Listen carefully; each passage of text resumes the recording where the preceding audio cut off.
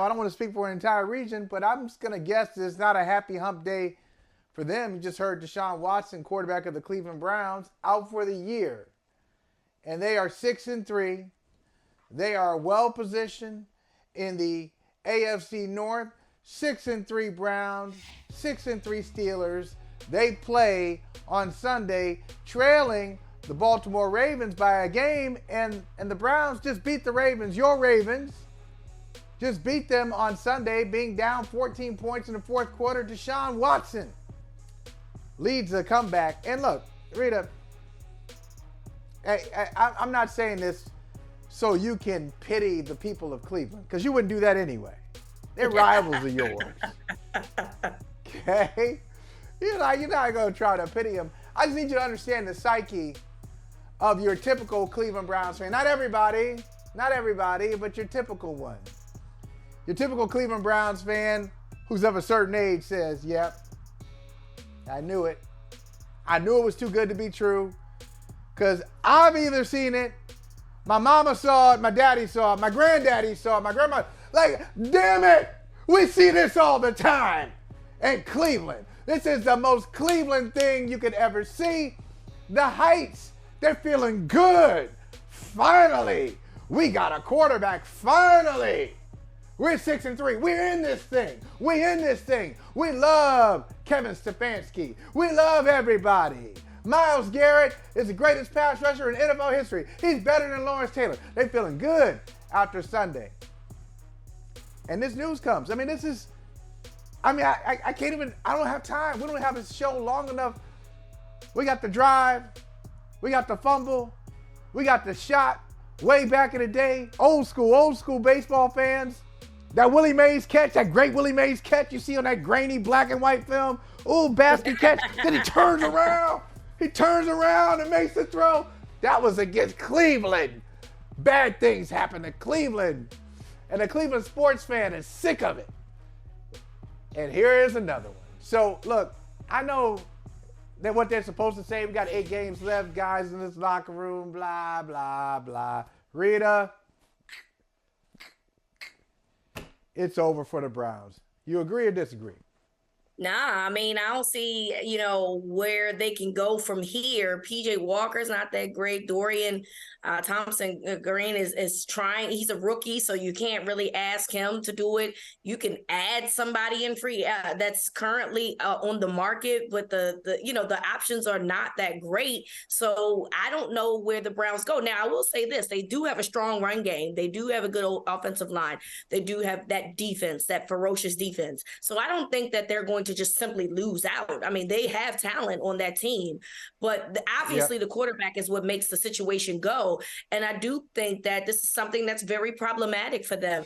You got to start looking at, though, this contract, man. And I'm going to do my best, Holley, to keep my personal opinions about his off the field issues out of this equation. Okay. I'm with you. I did the same thing. I'm with you 100%. I'm going to do the best that I can, but also, we also know that the Browns went after this guy in knowing that he was potentially going to be suspended anyway. So it's hard to ignore that big fact, right? He was literally going to be on his way to Atlanta.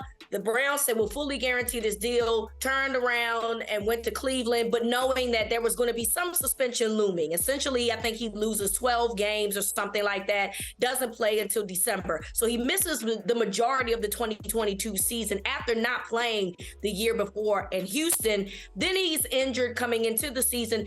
And so while Deshaun has been 5-1, I believe, as a starter for the Browns, those sample sizes due to injury, due to suspension, to me, that just says a lot about maybe you should have stayed away from this guy from the jump. Maybe there was somebody in the draft that you could have got. Maybe there was a free agent that you could have went after that could have helped, that would have not been so problematic coming into your city to play. But, you giving a guy $230 guaranteed money, you want this guy to play.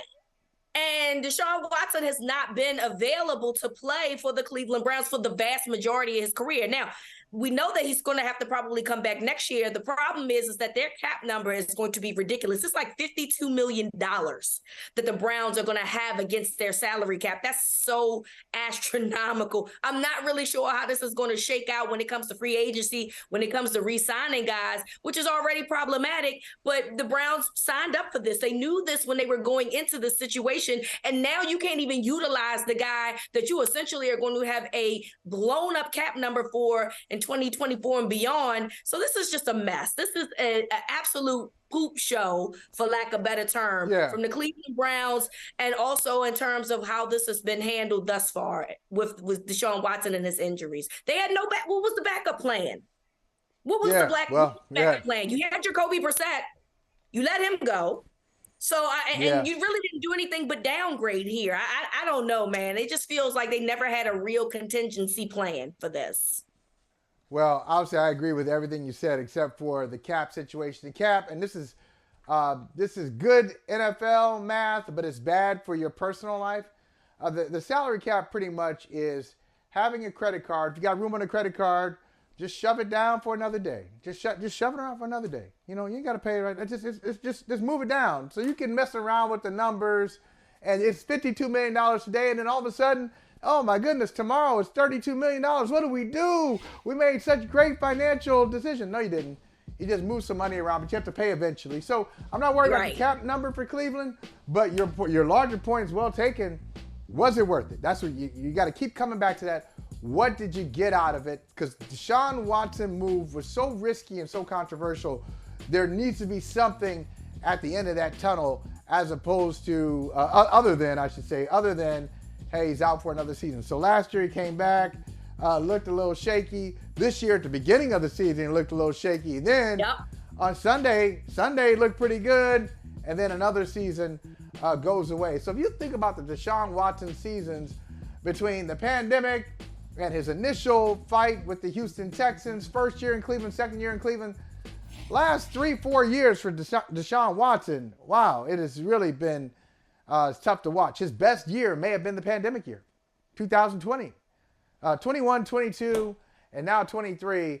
Always something hovering above this player. Hey, thank you for watching Brother from Another. If you haven't hit that subscribe button, go ahead and do that now. Don't forget, you can catch us 3 to 4 weekdays on PeacockTV.com and on Sirius XM Channel 85.